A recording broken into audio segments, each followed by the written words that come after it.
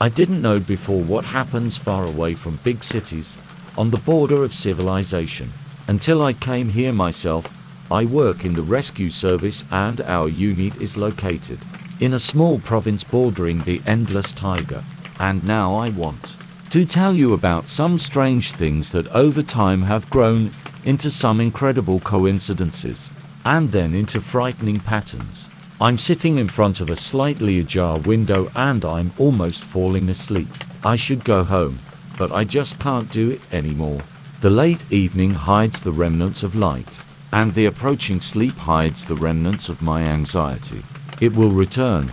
It returns with each morning, taking a new turn. In the distance, outside the window, huge trees sway, as if they were waving their branches at me, beckoning me to the tiger. But now I am a little wary of going there, especially after the strange occurrences that have happened and are happening in this place. One evening it was reported that a man was missing in the forest. He was a rather experienced and cautious man who very often went to the tiger for the weekend. But one day, he did not return.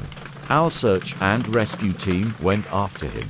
According to the information we were given, we were able to find traces of the missing man. And here's where it gets interesting, where the man's footprints were found. There was a red ribbon tied to a tree. He always ties such ribbons, said then a friend of the missing Alexei. He knows where to go and how not to get lost, but always leaves ribbons to return in case of anything. Indeed, everything that Alexei's friend had said was confirmed, and it was wonderful. It meant that we would find the man very quickly.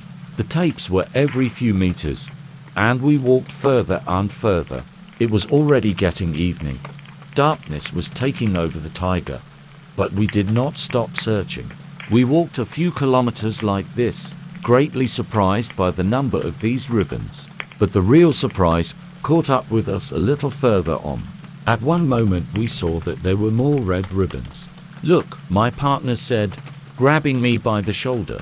In his voice I heard some notes of surprise, bordering on fear. There were red ribbons tied to every tree in the new patch of forest, every single one. I just opened my mouth in surprise. Just so you understand, there were these ribbons all over the forest, which is several thousand trees. Alexei's footprints were gone. The snow had buried them. What is it?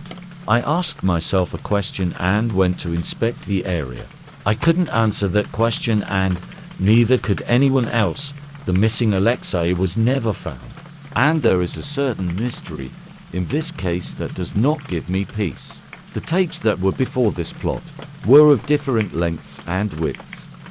Apparently the man cut them himself, and there is no question about it.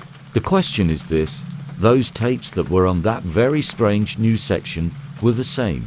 I took a few dozen and compared them myself.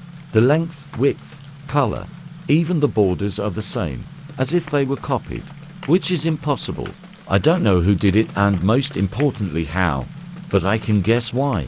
If it wasn't Alexei himself who did it, which I'm almost 100% sure of, then the only goal becomes to confuse the man, to keep him from going back.